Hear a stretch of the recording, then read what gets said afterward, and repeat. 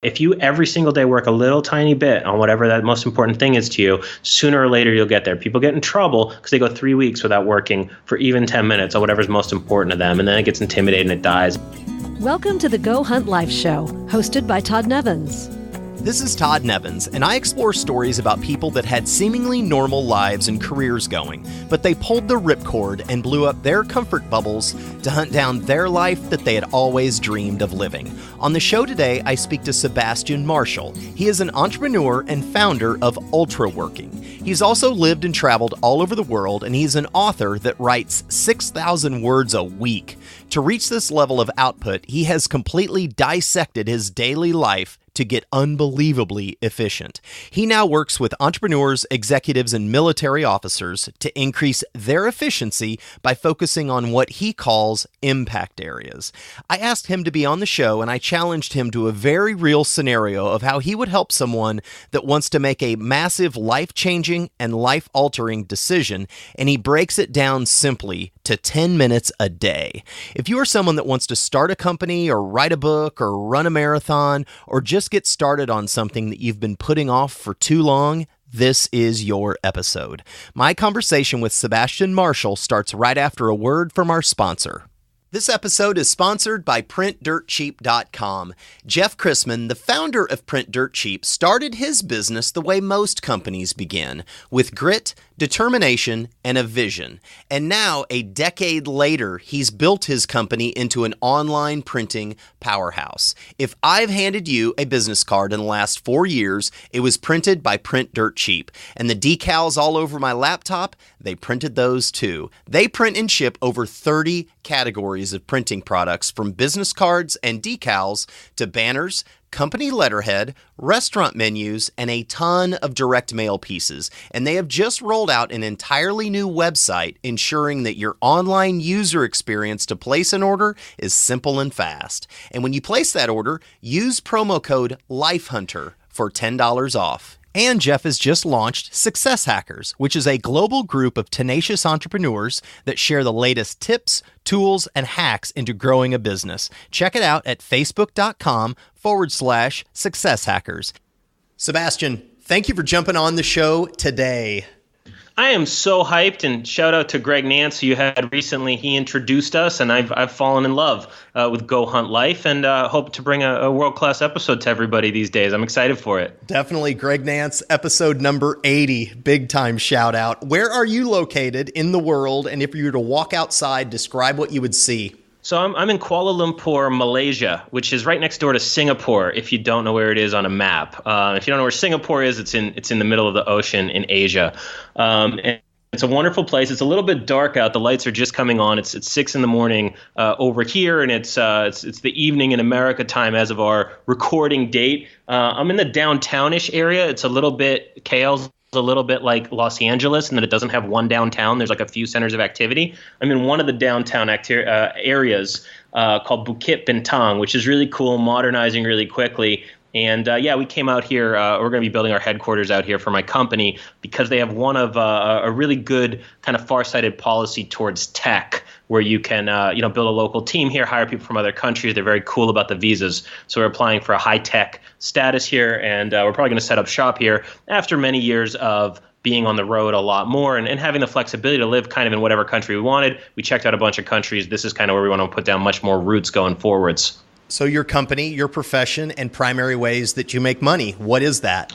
So I'm the head of R&D as the official title, and co-founder at Ultraworking.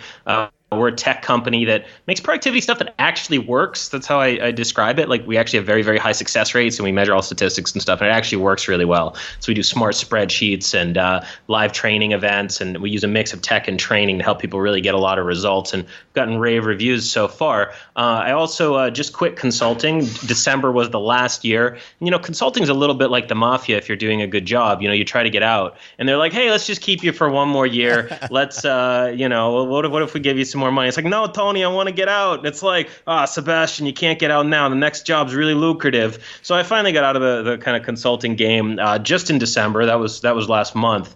After a couple of years of being well on my way out of consulting, because it was quite lucrative. So I empathize with the people that are in professions that are paying a lot but aren't exactly what they want to do. And of course, I built up some savings and such. We're already quite profitable at ultraworking, so I probably won't have to tap into those savings, but I did want to buffer before I did that. There you go. You just nailed it. And one of the reasons, other than Greg introducing us, one of the reasons that I wanted to talk to you is that you not only have lived a location-independent life for a long time, an entrepreneurial life around the world, you've also had a number of ripcords in your personal and professional life, and then you also help people with specific steps and systems and tactics to help them become a better at what they're already doing. And I was wanting to tap you into exactly what you just alluded to, someone that is making a lot of money, it's hard to walk away.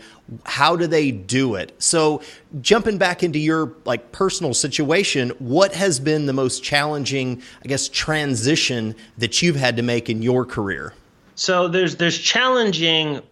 So I think about this two different ways, right? One is like, what's the scariest thing you had to do? Or what's the thing that was like, oh my gosh, that's going to take courage? And like the second is like, what was the thing that was like actually the hardest when you repeatedly worked on it? The one that most people would identify was really as hard or challenging or scary was actually a breeze and went easier than I thought. So I remember when I hard limited the amount of consulting hours I would do to 20 hours a week, was one of the steps, because I used to do 60 plus hours. And I was like, man, I'm just not getting to the creative projects, writing projects, nonprofit, education, innovation. Like I wanted to be doing, so like the kind of consulting I did was very much like tighten the screws consulting, right? Like a enterprise sales process is running well. How do we make it run a little bit better? These people are bringing in, 16% of this is going from this stage to this stage. How do we get that to 17 or 18?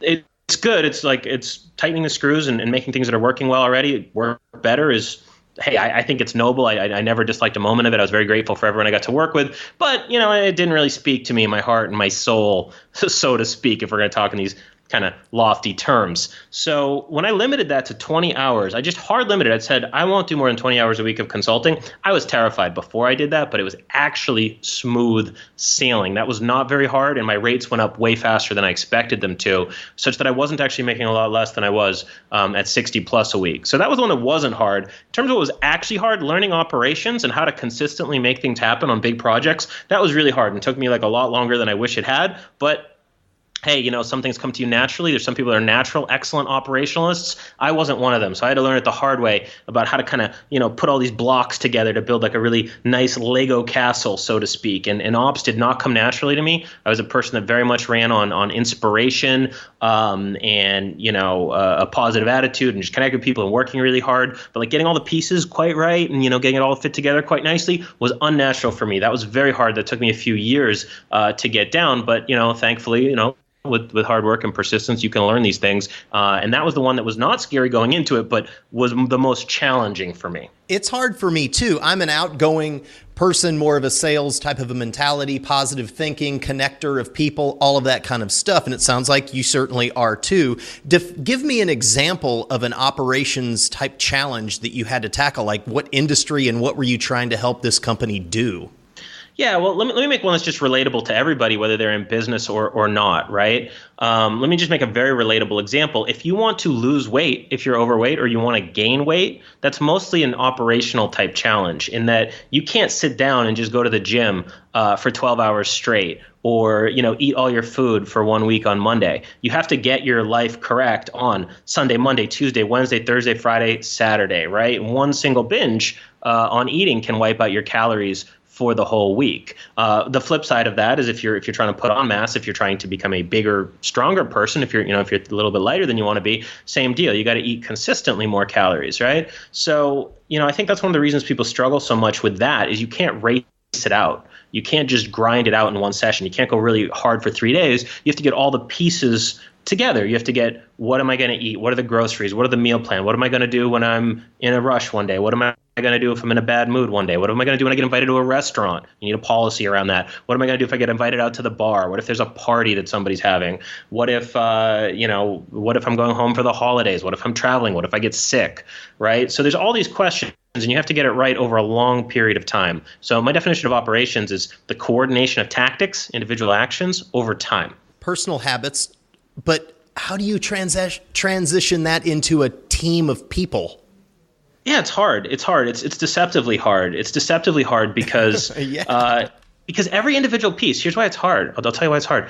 Every individual piece is actually pretty simple, right? So when you look at ops, right, it's like any individual piece of it's very simple. If you think about a restaurant where somebody goes in and they buy something, right? They buy a meal, right? So like, okay, they give you money and you make them change and you give them a receipt, and okay, like putting the money in the cash register, that's not really hard, and like printing a receipt, that's not really hard, and then like ensuring you have enough food, like okay, that's just ordering food, that's not really hard, and then cooking food is still not that hard, and getting people to come to their shifts, that's not that hard. But then collectively, you have to do all of this. And if one or two of these things break, you're going to have some problems. If 3 or 4 of them break, your whole restaurant's going to go kind of melt down. That's the problem with operations, is that every individual piece of them is so simple, but the complex interactions between all of them.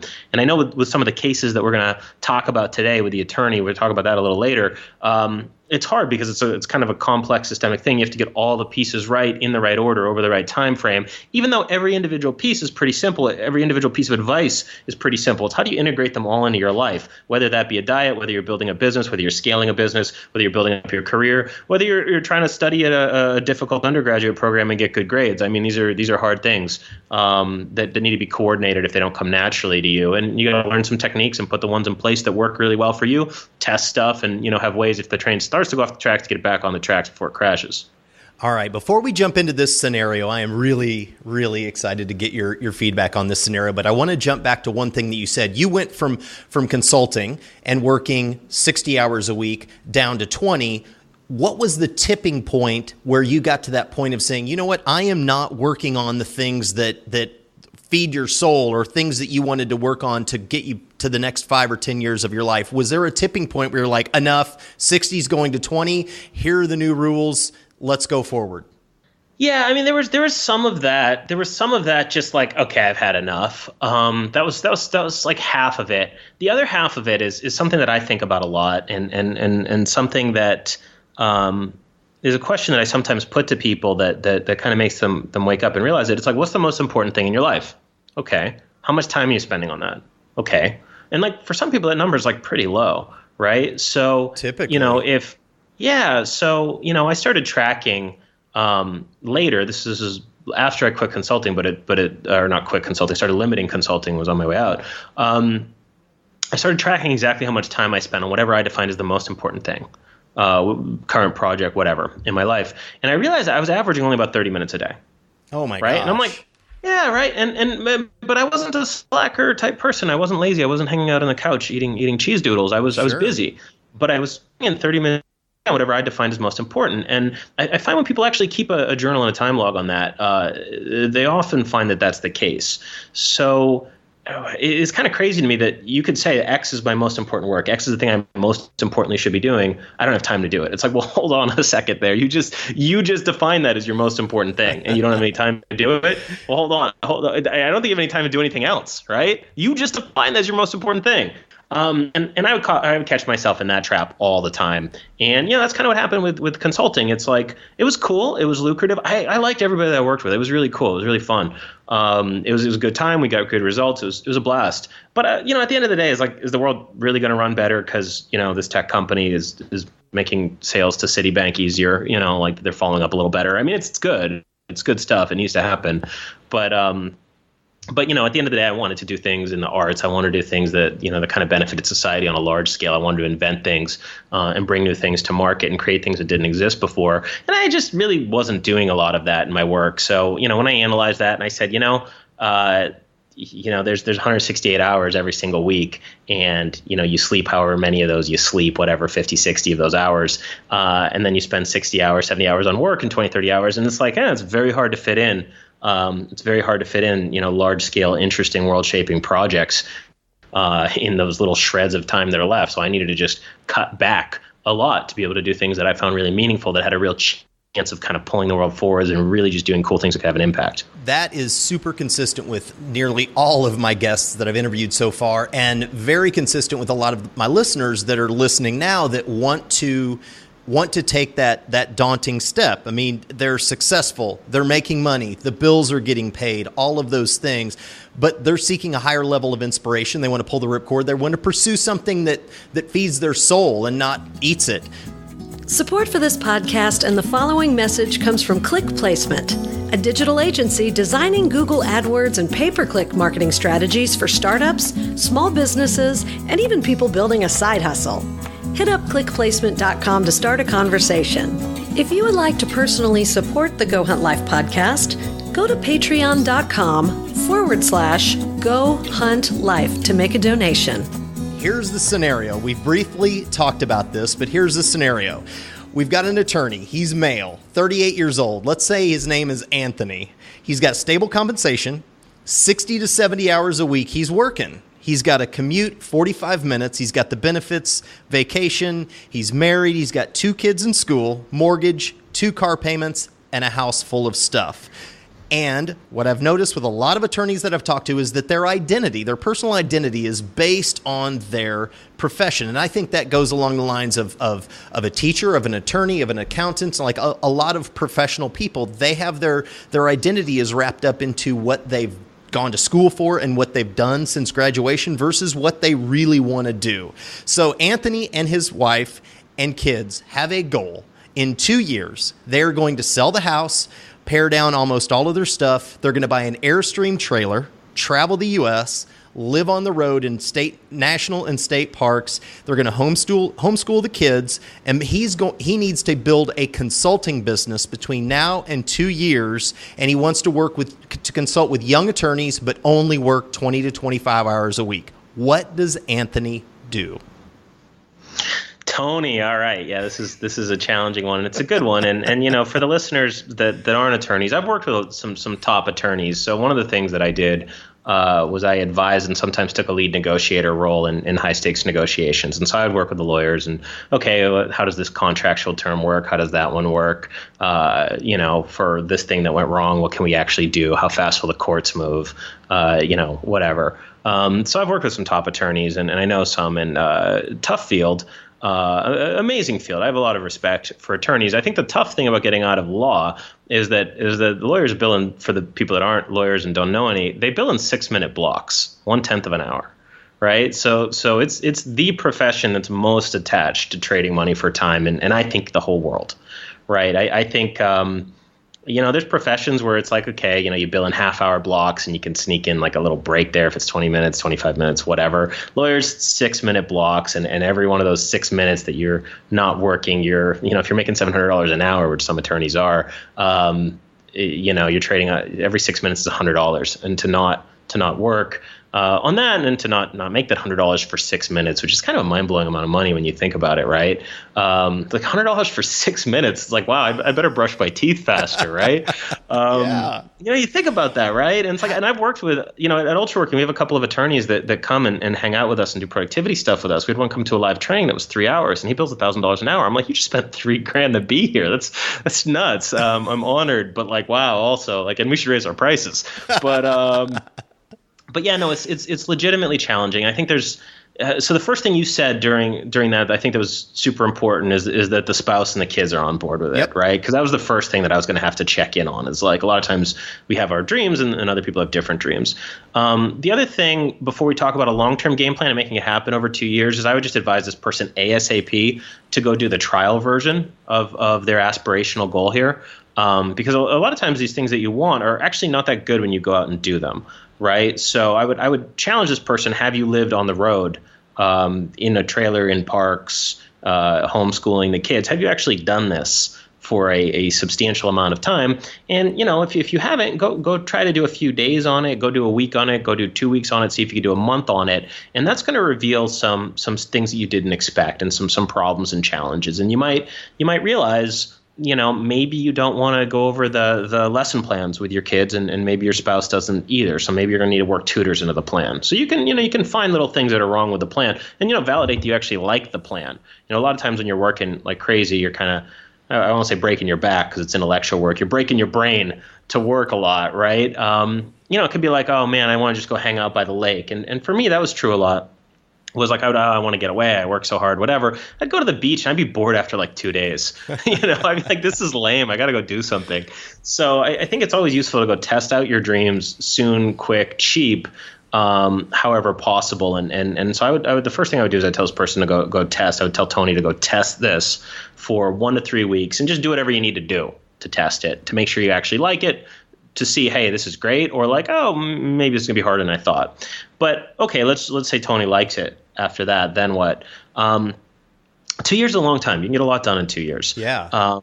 But most people don't get a lot done in 2 years. So I think the very first thing that Tony needs to do is I think Tony needs to make sure he's checking in every single week with how things are going, and needs to have a little review that could be as short as 10 minutes. And Tony can't claim that he doesn't have time to do a review, right? That takes 10 minutes because this is going to be one of the blocks that he uses to free himself from everything else, right? So one of the things that I do every single week is I write down a set of impact areas. And some of these categories are pretty universal that almost everyone will have on their impact areas: health, personal finance, quality of life. These things are going to be pretty important. And, Tony in his case would have family on there, presumably, right? And maybe a couple categories on there. Maybe there's like good family time, and then maybe there's like kids education, right? Yep. But additionally, Tony will create some very specific impact areas for himself about like reducing the amount of time. And then depending on which strategy he's doing, it could be business building or making savings or, whatever the current priorities are that he needs to be paying attention to. And in my experience, I wouldn't recommend anyone have more than like 10 to 12 impact areas, and less is more, right? Because I've ran on impact areas for many years now. I look at them every Sunday. I start my week on Sunday and I end my week on Saturday. And it's really great. And all that I recommend anybody does with impact areas is they just list it out. Okay, health, personal finance, in Tony's case, family, kids education, reducing hours, building a consulting business, and so on, is you just write down in bullets underneath that how that status of things is going. And you want to be very honest with yourself. You want to do this every week, no matter what. And what you'll wind up writing sometimes is like, my health isn't good. I'm not sleeping enough and I'm not eating well. And you might wind up writing that 3 or 4 weeks in a row, right? In Tony's case, you might write, I got stuck on this big project, this merger, right? He might write that 1 week. And the next week, he might write, I was still on the merger and I put in another 80-hour week this week. The next week, you might write that. But after you write that you got a problem in one area that you've defined as important 3, 4, 5, 6 times in a row, it will force you to improve it, right? So it's cool, right? People let their health go because like they look up one day and they're just like, whoa, I can't walk up the stairs without being able, without losing my breath, right? Like what happened to me, right? Whereas if they're writing like health is bad and getting worse, on the second week of January, and the third week of January, they write health is still bad and getting worse. And the fourth week, like you can't do that for very long before you're like, okay, I just need to fix this, right? So the ability to keep it, what do they say, out of sight, out of mind? The ability to keep it in sight, in mind on your goals over 2 years is really important. And again, Tony's got a complex life, right? So he's not going to make progress on all of his impact areas simultaneously every single week. That'd be unrealistic, right? But the ability to say which ones are getting better, which ones are about the same, and which ones are getting worse every single week will, allow him to prioritize a little bit and to stay in touch with that. And that's the first thing I would recommend he set up and do immediately. And where does he keep track of that? It is on a spreadsheet in a notebook. Like, where is the most in Evernote? What tools should he be using and implementing to help him get to the end goal?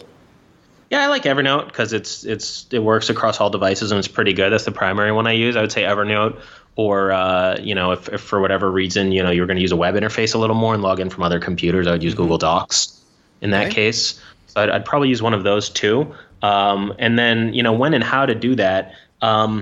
One thing that's tricky, right, is that to really get started succeeding in anything, you usually have to install 1 to 2 habits that are kind of keystone habits to stay on track of your life, right? And I define a keystone as something you look at every single day that points at everything else that you need to be on top of. And I use a spreadsheet for that, right? A lights spreadsheet. And a lights spreadsheet.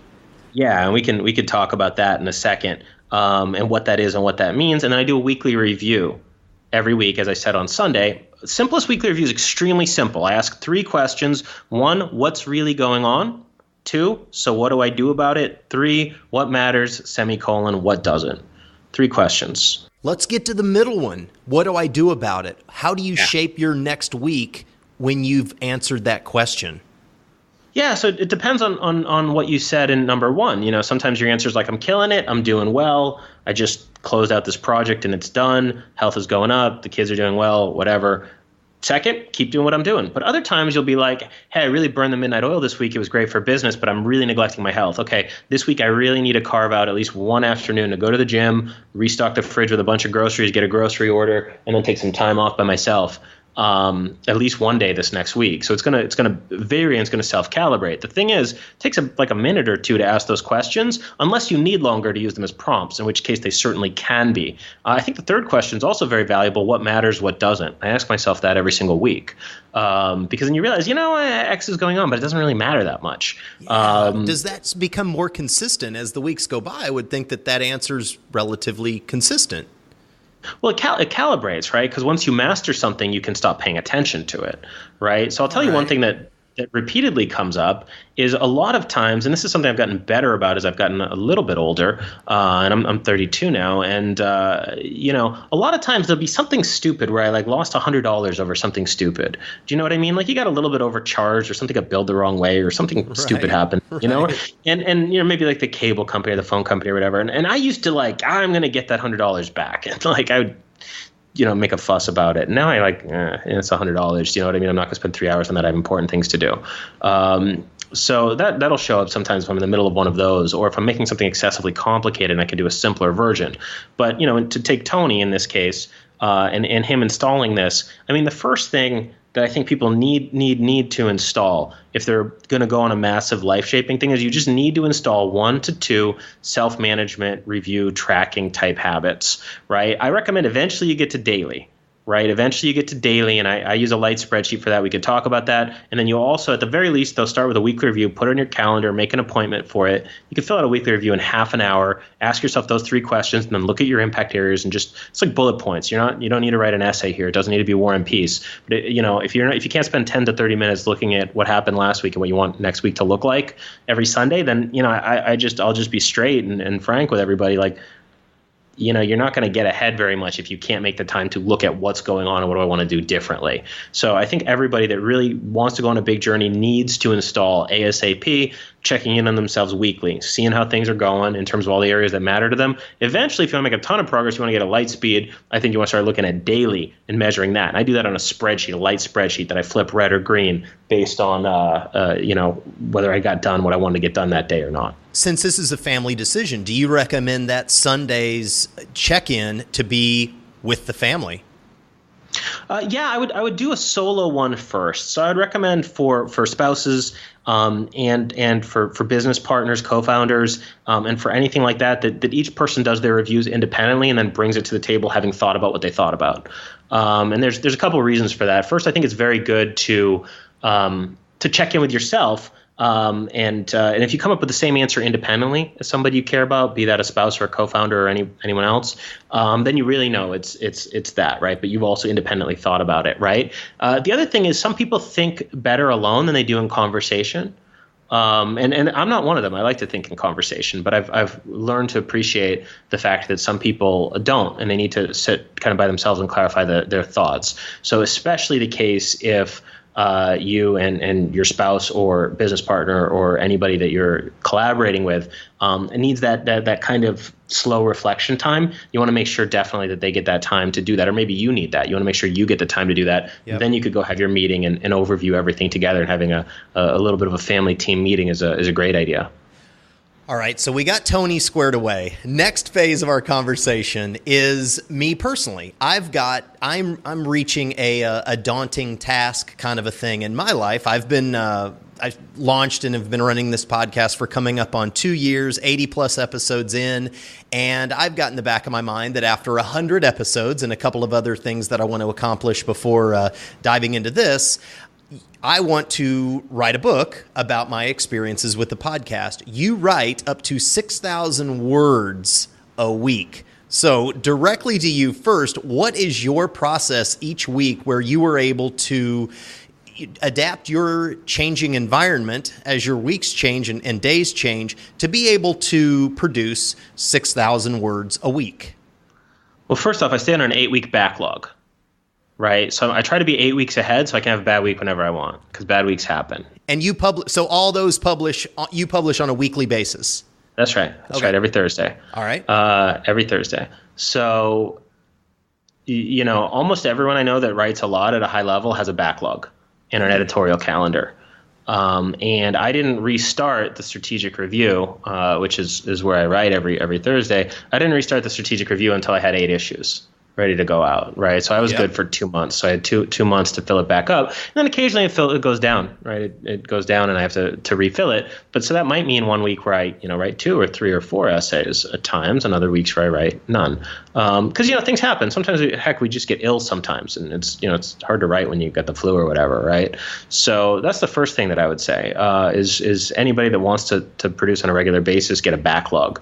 In your case, where you're writing a book that maybe isn't as important, it isn't as important to have a backlog with a book. In that case, though, I would talk about writing habits. And do you have any formal structure method for how you write? No, I don't. Cool. So the first thing I'd recommend you check out, I feel like it's a great starting place, is a book called Extreme Productivity by Bob Posen. Posen's a great guy. Incidentally, he was a lawyer, so Tony should also check the book out. Yes, he should. But Posen was a lawyer. He went on to become the head of Fidelity. He was the in-house counsel there, became the head of it. That's not unheard of for a lawyer to become the head of a finance company, but it's still pretty rare. Lawyers usually don't become executives, so that, very good executive skills. After the financial crash, he rewrote the U.S. government securities law and taught a full course load at Harvard and writes a lot. And meanwhile, he goes home to his family every day at 6. And holds that sacred. So pretty cool guy. I'd recommend everybody just check out his chapter on writing. I think it's chapter 7 or 8. You can skip the rest of it. It's very, you can read it kind of modular. You just skip right to it. You can read the rest of the book. It's good. But his chapter on writing, I think, is worth the price of admission. And he recommends breaking down writing into a process of brainstorming, outlining, writing, and editing, and doing those very, very separately and not blending them at all. That's interesting. All right. Yeah, it's very interesting. And I'll give you a caveat, a caution. I was a slower writer. For about a month once I adopted his method. I was much slower for about a month, like much slower, it's kind of like an athlete who's like a good natural athlete, but has like a bad mechanics on their tennis swing or their golf swing, right? Mm-hmm. If you get your coach to break it down and no, you're raising your elbow the wrong way or whatever, at first it's like, you've taken this thing you've done for years and it becomes unnatural. So you're like self-conscious and you're not doing it as smoothly or whatever. But then once you get it down, you get a ton more power and smoothness and whatever, right? So everybody's a natural writing style. We all write a little bit. When you try to make it more mechanical and you try to get the underlying movements of writing down, that's tough. And you'll be a little worse for a little while. But Posen's method is just brainstorm everything you possibly could want to say in a piece, right? So just write down everything, and you don't judge it, you don't organize it, you're not writing the piece. You're just like, okay, like what matters on this topic? I wrote something about the Eastern Front, how the Russians beat the Nazis in World War II on the Eastern Front recently, and I'm like, okay, what matters here? Okay, there was like, I was talking about one of their generals, Zhukov, and I was like, okay, there was like, okay, you had to deal with the sieges, and then there like wasn't enough materials, and like the Russians had to stay really tough, and they kept fighting. And he had to deal with Stalin, and like a lot of like Stalin made bad orders at times. And, you just like list it all out, right? So you list that all out, then you organize it and you kind of pick what you're going to say out of that and you outline it. And then you write from the outline where it's like, I'll hit this block, then this block, then this block, then this block, then this block. You write it, you don't edit while you're writing. Then and only then when it's done do you go through and you edit it all. And if you get stuck on a subsection like, okay, how Zhukov held the Germans off at Leningrad, then you could go in and re-brainstorm and outline that subsection. So it's kind of fractal. It gets as small as you want, right? And this was liberating for me once I got it down. It was great. And I became a much faster writer. Took my essay time for a 6,000-word essay from 30-hour range down to the like 10, 12, 15-hour range, which is a huge difference. Yeah. It's like one day a week instead of all week. So yeah, it was very, very good. And there's other different methods, and I've tweaked and refined that. But I think the Posen one out of the box is as good as any other one. And just similar, I'll just warn anybody that picks it up. Extreme Productivity by Posen, great book. It's not motivating. You don't get hyped when you read it. It's kind of boring and matter of fact, but it really just works. So like if you just like say, okay, I'm gonna spend a month or two and learn how to write this way, at the end of it you'll be able to reliably write. I never get writer's block anymore. So that's one of the first things I'd recommend. Excellent. All right. What about your thoughts on ghostwriting? There's a company headquartered here in Austin, Book in a Box, where you are interviewed over an extensive period of time. It's recorded, and then someone else puts it together in book form. What are your thoughts on that format? So I'm biased. I know Zach Obrant, the CEO. I knew him before he ex-CEO now. They hired a real big-time CEO. JT who's McCormick. Also a He's great been guy, on the JT podcast. McCormick. I didn't know that. I would have checked it out. JT's a really smart guy. I'd like to meet him at some point. I've only read and heard him on other podcasts. Mm-hmm. But yeah, so I know Zach and I know what they're about. I think they do a really fine job, and I'm not just saying that because Zach's my friend. I'm saying that because at one point I picked up a book called Less Doing by Ari Meisel, I believe, and I didn't realize it was a Book in the Box book. I read it. I'm like, hey, this is pretty good. And then later on, I saw the testimonial that it was from Book in the Box. I'm like, whoa, I had no idea. So yeah, I think they do a really good job of getting an author's content down and put out. The question that I would always ask somebody if they're thinking about ghostwriting, as far as ghostwriting, I think Book in a Box is as good as it gets, and I think that's where you go if you're going to do it. But the question I would ask people is this: do you want to get your content out to the world, what you think, into people's hands, or do you want to participate in the art of writing and creating writing and art? Because those are different things. And Book in a Box does a great job of getting a person's voice down, of having it really reflect them and getting all like the nice points and the idiosyncrasies of it. That said, there is something noble about struggling with the page and filling it up. So, I would always ask somebody, is this about creative expression, or is this more of a business decision where, putting down your thoughts in a book will be good for business, or whatever else. So, I think it's a personal decision, but I think you can't go wrong with those folks. They do a really marvelous job. And I think they, if you want to just like have a good book that's out and not stress it too much, and you can afford it, like they're great. Yeah. And JT's book is unreal. It is his story, his book, his journey. His experiences are off the charts. All right, let's go to your business. Like you've lived in China, you've lived around the world. You're in Kuala Lumpur right now. You're kind of setting up shop there, but it sounds like you've got clients and potentially people around the world. What tools do you rely on to run your business up to this point? And now it sounds like you're in a growth stage. What tools are you going to rely on for that? Yeah, 100%. So I'm going to mention two or three that, and I could mention, okay, we use Slack and Evernote and Google Docs and all this other stuff, Skype, whatever. I mean, you've heard these a million times. They're all good. They work, whatever. There's a few that we developed, and I'd be happy to put these up online for everybody if they want to check them out. The first one's the Light spreadsheet. We already talked about that, in Tony's case. And on a Light spreadsheet, so I developed this after a grueling month. We spoke at like 18 universities over about 30 days, something like that. It was crazy. So like every other day, and then we're driving, and we were all over the United States and Canada for this a few years ago. At the end of it, my habits were totally wrecked. It was a great month, but at the end of it, I was just like not sleeping at a good time, not eating well, just everything was wrong. So I really brainstormed a lot, and this is one of the things that I've been very happy to have kind of came up with and refined with some other people's guidance over the years, was a Lights spreadsheet. And Lights basically has a green light or red light you mark down for what they are. So mine right now are like wake up 5 a.m. or earlier, morning routine, review projects tab, daily calibration plus journal, round of 4 work cycles, 1 health improvement, nap, right? So I got a bunch of stuff like that on there. I mark them green if I do them and red if I don't. Right. And that has been a game changer for me. So in the case of yourself, you might have wrote for at least 10 minutes on your Light spreadsheet. And then at the end of the week, you could see if that's red or green. In Tony's case, he might have spend 1 hour developing his consulting practice for his business, or he might have didn't say yes, or I have no active projects that I should have said no to. And he's trying to turn that green. Right. So very, very powerful self-management tool. If you want, we can put up this and a couple of other things on ultraworking.com/GHL, Go Hunt Life, GHL. Perfect. So we'll put up where they can download this in a best practices guide. The other one that I do that sounds like stupid, but like people that try it swear by it, is I do something called work cycles. And this is something that my partner Kaizao and I put together, where you actually break down what you're going to do over the next 30 minutes on a spreadsheet. And it just asks some simple questions. What am I trying to accomplish this cycle? How will I get started? Are there hazards present? And then you rate your energy and morale. And at the end of it, you fill out whether you did it or not. And like, there's a couple like prep questions beforehand and a review afterwards if you want. But work cycles are amazing because it forces you to break down, what am I trying to accomplish in the next 30 minutes? How will I get started? Are there hazards present? Then you rank your energy and morale. And then, at the end of it, you debrief, did I accomplish the goal? Were there any distractions? What should I improve next time? And then again, you rank your energy morale. I'm a very big believer, or really big believer in self-calibrating systems. I'm a very big believer in doing things that at the very end of it, you say, did that work or not? And then if it doesn't work, what do I do? Right? Because a lot of people try something, it doesn't work, and they don't make any adjustments, or they don't do enough of something. So I really like to work for 30 minutes and say, did I get done what I thought I could get done in 30?